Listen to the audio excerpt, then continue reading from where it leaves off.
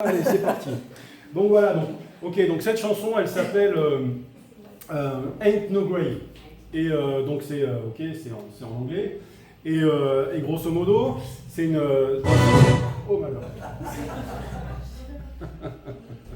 Donc c'est une chanson qui dit...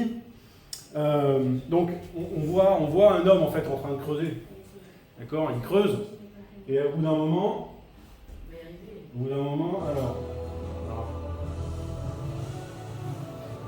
Alors là, vous voyez en plus, donc c'est manifestement c'est une église qui chante. Bon alors vous voyez, ok. Alors je sais pas s'ils sont professionnels. J'ai pas l'impression que ce soit des professionnels. Je trouvais ça sympa. Je me disais que peut-être un jour nous aussi on arriverait à faire quelque chose comme ça. Et bon. Et alors, du coup c'est un peu. Alors vous voyez, donc il y a un homme qui marche. Alors si vous regardez bien, vous verrez qu'il a des trous à ses mains et à ses pieds.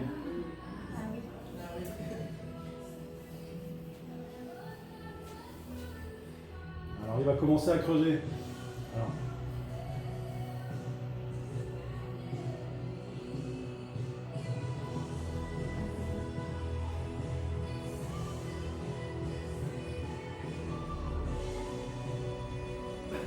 Donc there is no grave. That all is body down, qui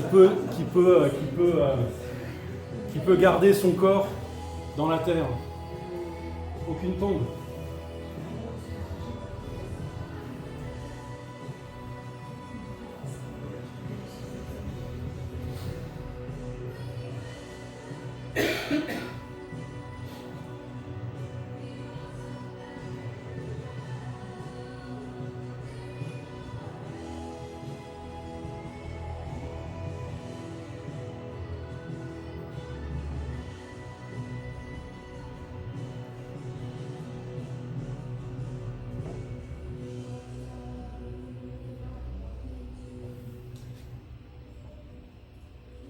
Donc là, elle dit, s'il est sorti du tombeau,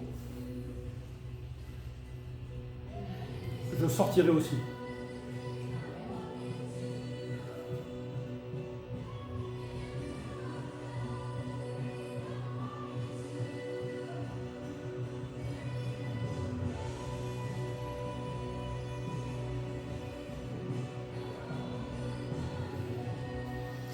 Bon, tu peux arrêter, Gilles. Et donc, ça termine en disant il n'y a aucune tombe qui pourra garder mon corps. Voilà, donc c'est ok. Donc on voit le Christ en train de creuser. Bon, alors on va lire les textes. Les textes, montrent pas le Christ en train de creuser nos tombes. Il lui suffit d'appeler. Et donc on en a parlé déjà ce matin. Ce matin, c'est Pâques, du moins on fête cet événement, et donc oui, le Christ est ressuscité. C'est ça notre foi, c'est ce que nous disait Philémon dimanche dernier, c'est un exercice de foi pour nous, de croire qu'effectivement, Christ est ressuscité. Paul disait que cette résurrection, c'était un scandale pour les uns, une folie pour les autres, et pourtant, c'est ça notre foi. Et on va lire des textes qui nous montrent que cette victoire de Christ sur la mort, c'est aussi notre victoire. Et donc je vais commencer. Alors on va lire plusieurs textes ce matin. On va les lire un peu à l'envers en fait. On va plutôt partir de la fin pour remonter vers le début. Et on va commencer avec un texte qui est dans le premier chapitre de Colossiens, qui est aussi un chant. En fait, la structure de ce texte nous montre que c'est Paul qui a écrit un chant pour l'église de Colosse. Et donc je vais pas tout lire, mais je vais lire simplement à partir du verset 18. Ce Fils est le commencement. Donc ce Fils, évidemment, c'est Jésus. Ce Fils est le commencement, le premier-né de tous ceux qui sont morts, afin qu'en toute chose, il ait le premier rang. Car c'est en lui que Dieu a désiré que toute plénitude ait sa demeure. Et c'est par lui qu'il a voulu réconcilier avec lui-même l'univers tout entier, ce qui est sur la terre et ce qui est au ciel, en instaurant la paix par le sang de son Fils versé à la croix. Le sang de son Fils versé à la croix. Donc, pour ressusciter, eh bien, il faut d'abord mourir. Et ce texte se termine en nous parlant de la mort de Christ à la croix. Et Paul a des mots très forts quand même pour parler de ça. Il nous dit que Dieu a réconcilié l'univers avec lui-même. C'est pas un événement local qui s'est passé en Palestine il y a 2000 ans. C'est un événement qui a une portée universelle. Ça réconcilie l'univers tout entier, et on sait aujourd'hui combien l'univers est grand. Eh bien, cet événement, cette crucifixion du Fils de Dieu à la croix, réconcilie le monde avec celui qu'il a créé, le ciel et la terre. Et ça nous montre que dans l'histoire de l'humanité, il n'y a pas d'événement plus important que celui-là. C'est le centre de tout. Et on ne peut pas insister trop là-dessus, en fait. Il n'y a rien qui peut surpasser ce qui s'est passé à la croix. Et donc ce passage commence en nous disant le Fils est le commencement. Donc ça fait clairement référence à la Genèse, à la création. Ça nous montre que cette crucifixion et cette résurrection, c'est une recréation. Dieu fait quelque chose de nouveau, il crée quelque chose de nouveau, et dans cette nouvelle création, l'homme n'est plus son ennemi. L'homme devient, beaucoup de choses, son ami, son enfant.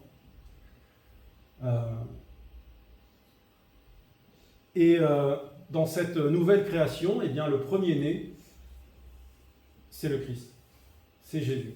Et dans ce terme, premier-né, ça nous montre que s'il est le premier, c'est que d'autres vont suivre. En disant ça, Paul nous dit, Jésus ouvre la voie. Il ouvre la voie de la vie nouvelle, il ouvre la voie de la vie éternelle, il ouvre la voie de la résurrection qui s'appliquera à tous ceux qui voudront le suivre. Alors on va lire encore un texte en remontant, donc ça se trouve dans Jean au chapitre 11, et c'est un texte qui nous parle encore une fois d'une résurrection, donc c'est la résurrection de Lazare, donc un ami de Jésus. Et on va lire à partir du verset 20. Donc Jésus, pour ceux qui connaissent l'histoire, Jésus était en voyage, et on l'appelle pour lui dire, Lazare est malade, rentre. Et Jésus ne va pas rentrer tout de suite. Et au moment où il arrive donc dans la ville, si je ne dis pas de bêtises, ça doit être à Béthanie, Lazare est mort. Et donc il arrive dans le village, et ce texte nous dit, donc quand Marthe, Lazare avait deux sœurs, Marthe et Marie, on va lire ça dans ce passage. Donc quand Marthe apprit que Jésus approchait du village, elle alla à sa rencontre. Marie, elle, resta à la maison. Marthe dit à Jésus, « Seigneur, si tu avais été ici, mon frère ne serait pas mort. Mais je sais que maintenant encore, tout ce que tu demanderas à Dieu, il te l'accordera. Ton frère reviendra à la vie, lui dit Jésus. Je sais bien, répondit Marthe, qu'il reviendra à la vie au dernier jour, lors de la résurrection des morts. Je suis la résurrection et la vie, lui dit Jésus. Celui qui place toute sa confiance en moi vivra, même s'il meurt. Et tout homme qui vit et croit en moi ne mourra jamais. Crois-tu cela ? Oui, Seigneur, lui répondit-elle, je crois que tu es le Christ, le Fils de Dieu, celui qui devait venir dans le monde. Je m'arrête là, je reprends un petit peu après. Et Marie, donc Marthe va chercher Marie, et Marie parvint à l'endroit où était Jésus. Dès qu'elle le vit, elle se jeta à ses pieds et lui dit « Seigneur, si tu avais été ici, mon frère ne serait pas mort. » En la voyant pleurer, elle et ceux qui l'accompagnaient, Jésus fut profondément indigné et ému. « Où l'avez-vous enterré ?» demanda-t-il. « Viens, Seigneur, lui répondirent-ils, tu verras. » Et Jésus pleura. Alors, je m'arrête là. Donc, dans ce passage, eh bien, Lazare est mort et Jésus pleure.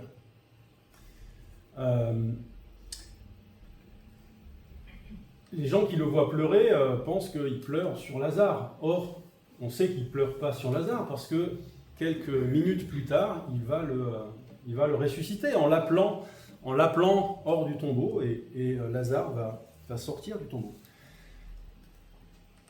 On voit alors, on peut comprendre de différentes façons hein, ce Jésus pleura. Le texte ne nous dit pas pourquoi il pleure.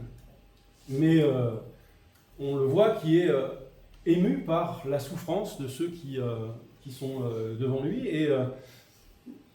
Et on peut comprendre que eh bien, Jésus pleure sur cette souffrance.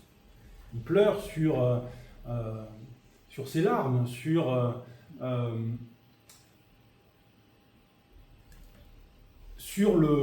ce qui fait notre vie à tous, aux uns et aux autres, hein, cette vie qui passe par la souffrance et la mort, et nous sommes les uns et les autres, suivant notre âge, on a vécu ce genre de moments, on a vécu ces déchirures, on a vécu ces incompréhensions, cette souffrance, et Jésus pleure sur cette souffrance.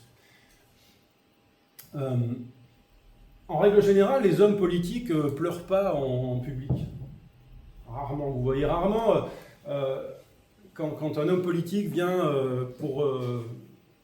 il y a une catastrophe ou quelque chose, donc ils viennent montrer qu'ils sont là. En règle générale, ils ne pleurent pas, parce que pleurer, ce serait un aveu d'impuissance. Bon, or, la plupart du temps, les hommes politiques, comme nous d'ailleurs, eh ben, on est impuissants face à la souffrance. Mais il ne faut pas le montrer.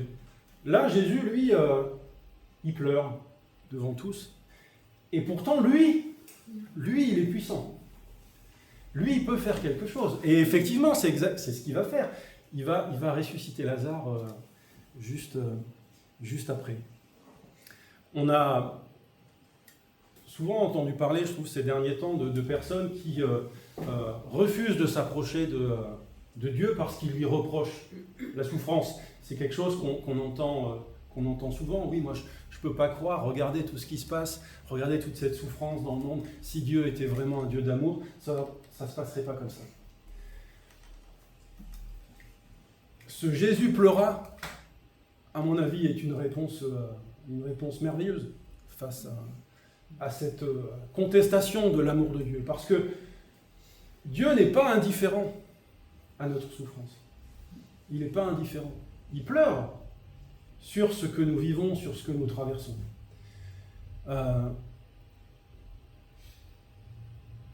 Et nous devons arriver à mettre ça en parallèle avec sa toute-puissance.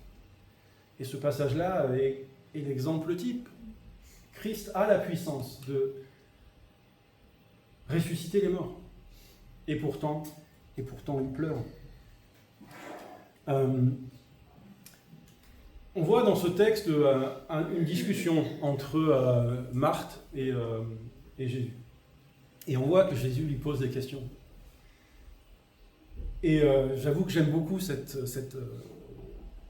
interaction qu'il y a entre les deux, parce qu'on voit que Jésus va accompagner Marthe, il va l'aider à grandir, à comprendre mieux, à comprendre plus profondément qui il est et ce qu'il veut apporter au monde. On voit que la première interaction de Marthe avec Jésus, à ce moment-là, c'est un reproche. Alors, la même chose qu'avec Marie, sa sœur va faire la même chose. Si tu avais été là, Lazare ne serait pas mort. Et pourtant, elle va dire, mais je sais que ce que tu demanderas à Dieu, il te l'accordera. Alors, on peut se demander à quoi elle pense. Manifestement, elle pense pas à la résurrection, elle pense pas que Jésus va ressusciter son frère là maintenant, c'est pas à ça qu'elle pense. Alors peut-être, moi je le comprends comme ça, peut-être qu'elle va espérer que Jésus allait prier pour son frère. Et j'ai envie de dire que malheureusement dans l'Église, ça s'est beaucoup fait, de prier pour les morts. D'accord ? Peut-être qu'elle pensait que Jésus allait prier pour le salut de son frère. D'accord ? Et bon, et c'est pas du tout ce que Jésus va faire. Et il va lui dire, ton frère reviendra à la vie. Il y a un espoir. Il y a une vie après la mort. Et Marthe va dire, oui, bien sûr. Alors je crois ça. Ça faisait partie des enseignements, en tout cas d'une partie des Juifs de cette époque, que effectivement la résurrection des morts était devant eux. À la fin, c'est pour plus tard. C'est une espérance qui est future pour le dernier jour. Et Jésus va encore l'interpeller en lui disant non, mais maintenant, alors, et il va lui dire cette parole merveilleuse. C'est un des 7 je suis que Jésus prononce pendant son ministère. Je suis la résurrection et la vie. Bon, et c'est une phrase qui nous percute, hein, qui nous interpelle. Et Marthe va répondre d'une façon merveilleuse, je trouve. Hein. Vous voyez, elle lui répond oui, je crois que tu es le Christ, le Fils de Dieu, celui qui devait venir. Il n'y en a pas beaucoup qui ont confessé le Christ pendant son existence. On peut penser à Pierre, qui a fait ça. Et Jésus va lui dire, voilà, tu ne dis pas ça de toi-même, ça t'a été donné. On sait aussi que Pierre espérait un Christ victorieux, un Christ libérateur. Et là, Marthe, je trouve, fait preuve d'une foi plus profonde que celle de Pierre, parce que quand Jésus lui parle de salut et de vie éternelle, c'est à ça qu'elle va associer le Christ. Pas à une victoire politique immédiate. Elle va associer cette victoire sur la mort, elle va l'associer à qui est Jésus. Oui, tu es le Christ. C'est toi qui apportes le salut. Un salut spirituel. Donc, je trouve que cette interaction entre Marthe et Jésus, je trouve ça vraiment très beau. Et donc, Jésus va approfondir finalement cet enseignement. Donc, il y a 2 versets qui semblent un peu contradictoires d'ailleurs l'un avec l'autre. Hein. Il dit « Celui qui place toute sa confiance en moi vivra, même s'il meurt, et tout homme qui vit et croit en moi ne mourra jamais. » Vous voyez, donc là c'est un passage qui alterne le présent et le futur. D'accord ? Donc Jésus nous dit, voilà, tu vivras même si tu meurs, et ensuite il nous dit, oui mais tu mourras jamais. Vous voyez, il y a quelque chose qui n'est pas forcément évident à comprendre, et effectivement, ça nous demande de revoir notre façon de comprendre ce que c'est que la vie et la mort.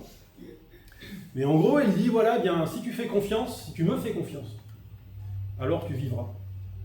Et si tu vis, tu vivras éternellement.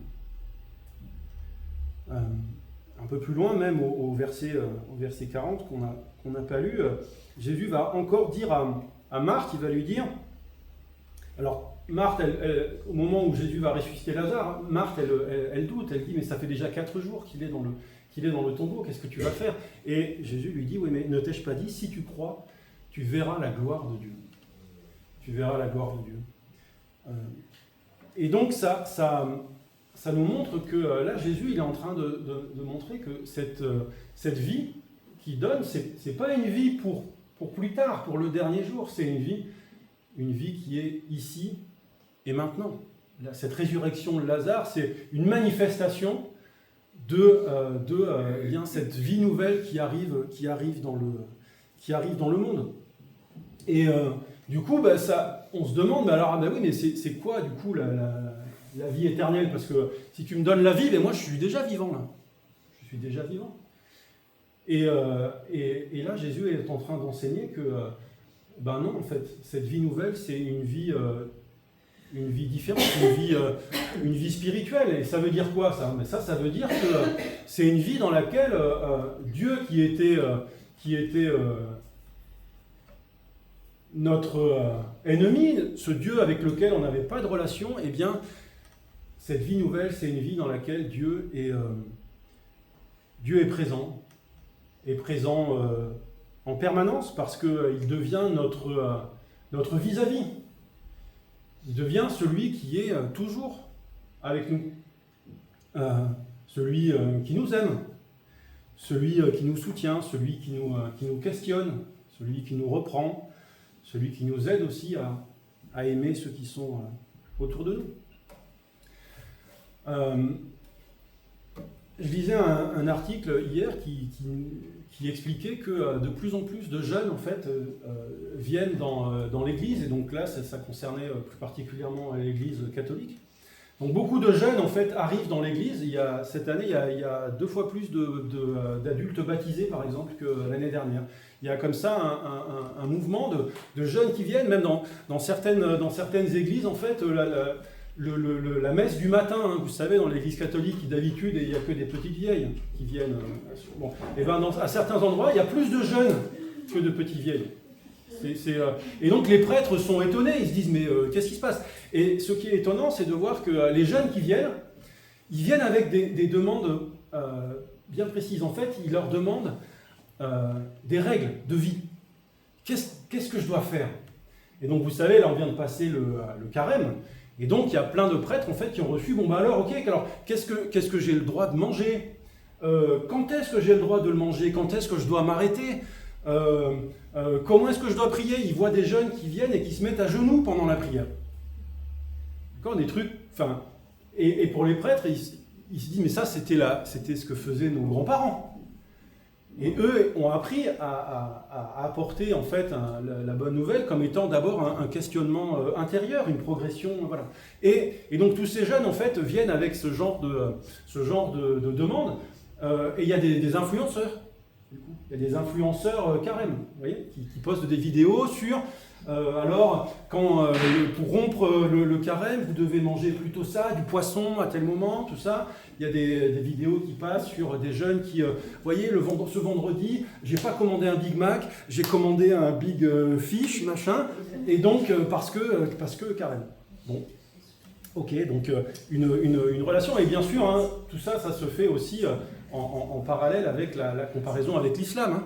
Parce que le carême et le ramadan étaient à peu près au même moment en ce moment, donc il y a une espèce de compétition et de comparaison entre ce que les uns font, et alors oui, mais alors moi qui suis, alors catholique, protestant, ce que vous voulez, qu'est-ce que je fais moi?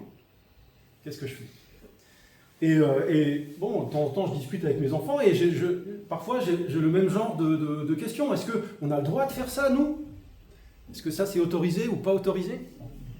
Alors, moi, en lisant ce texte-là qu'on vient de voir, en fait, je vois combien, finalement, Jésus accompagne Marthe. Et moi, c'est ce que je prie pour mes enfants, qu'ils puissent suivre ce chemin que prend Marthe dans sa relation avec Jésus, une relation où c'est sa présence qui compte. C'est parce que je lui fais confiance et que je vis avec lui. C'est ça qui a de la valeur. Alors on va terminer avec un dernier texte qui se trouve aussi dans Jean, et on va remonter encore un peu, donc ça se trouve dans Jean 5. Donc là c'est un enseignement de Jésus, on va lire à partir du verset 24. Ça reprend déjà ce qu'on a déjà évoqué. Oui, vraiment, je vous l'assure, celui qui écoute ce que je dis et qui place sa confiance dans le Père qui m'a envoyé possède dès à présent la vie éternelle, et il ne sera pas condamné. Il est déjà passé de la mort à la vie. Oui, vraiment, je vous l'assure, l'heure vient et elle est déjà là, où les morts entendront la voix du Fils de Dieu, et tous ceux qui l'auront entendu vivront. En effet, comme le Père possède la vie en lui-même, il a accordé au Fils d'avoir la vie en lui-même. Et parce qu'il est le Fils de l'homme, il lui a donné autorité pour exercer le jugement. Ne vous en étonnez pas. L'heure vient où tous ceux qui sont dans la tombe entendront la voix du Fils de l'homme. Alors, ils en sortiront. Ceux qui auront fait le bien ressusciteront pour la vie. Ceux qui auront fait le mal ressusciteront pour être condamnés. Donc, dans ce texte, Jésus nous dit, ben voilà, nous avons la vie, et cette vie est éternelle, parce que à un moment donné, nos corps ressusciteront. Et ce que ce texte met en avant, c'est que bien, cette résurrection s'accompagnera d'un tri entre ceux qui ressusciteront pour la vie et ceux qui ressusciteront pour la condamnation.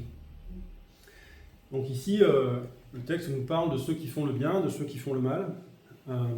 Donc il faut bien comprendre ici de quoi il est question, et en fait Jésus a déjà défini ce que ça voulait dire que ce bien et que ce mal au chapitre précédent, et je le lis rapidement. Il nous dit: voici en quoi consiste sa condamnation, c'est que la lumière est venue dans le monde, mais les hommes lui ont préféré les ténèbres. Le mal, c'est de refuser la lumière qui nous est donnée par le Christ. Et comme en toute chose, c'est le Christ qui est central. C'est notre réponse face à lui, à son message, à son cadeau qui conditionne tout le reste. Alors bien sûr, ce n'est pas un message qui est facile à entendre ou même à prononcer, mais on a parlé de la souffrance que nous vivons, et de la souffrance de Dieu face à notre mort, à notre séparation. Eh bien, la solution à la souffrance, elle est là. Hein. Elle est dans ce choix que Dieu nous propose. Dieu n'est pas impuissant face au mal. Il n'est pas impuissant, mais sa réponse, elle est en Christ. Elle est dans sa mort à notre place et dans la proposition qui nous est faite de l'accepter pour nous.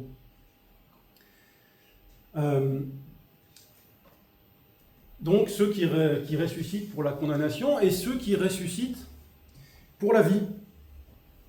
Et cette résurrection, cette continuité finalement entre notre vie aujourd'hui et la vie éternelle, ça a une conséquence très, j'ai envie de dire, très directe sur la façon dont nous regardons ce que nous faisons, parce que ça veut dire que toutes nos actions, tous nos choix, toutes nos pensées, eh bien, nous les vivons dans la présence de Dieu. Et le souvenir de tout ce que nous avons fait, eh bien, perdurera.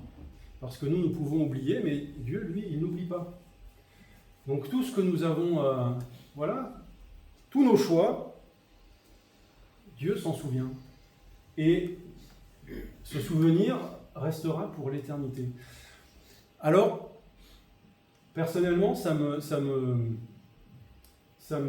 m'interroge en fait sur le fait de savoir, est-ce que ce que je vis aujourd'hui, est-ce que ça en vaut la peine? Est-ce que ça vaut la peine que Dieu se souvienne de ce que je fais? Et j'ai envie de dire que ça, c'est un plus grand défi que de faire 5 prières par jour, ou de manger du poisson le vendredi, ou tout ce que vous pouvez imaginer faire pour Dieu. Il est avec nous à chaque instant, et c'est lui qui juge ce que nous faisons. La résurrection, c'est pas simplement un pari sur l'avenir. D'accord ? Si ça se passe, si tout va comme je veux, en fait, eh bien, à la fin, chouette, je vais revenir à la vie. C'est pas simplement ça.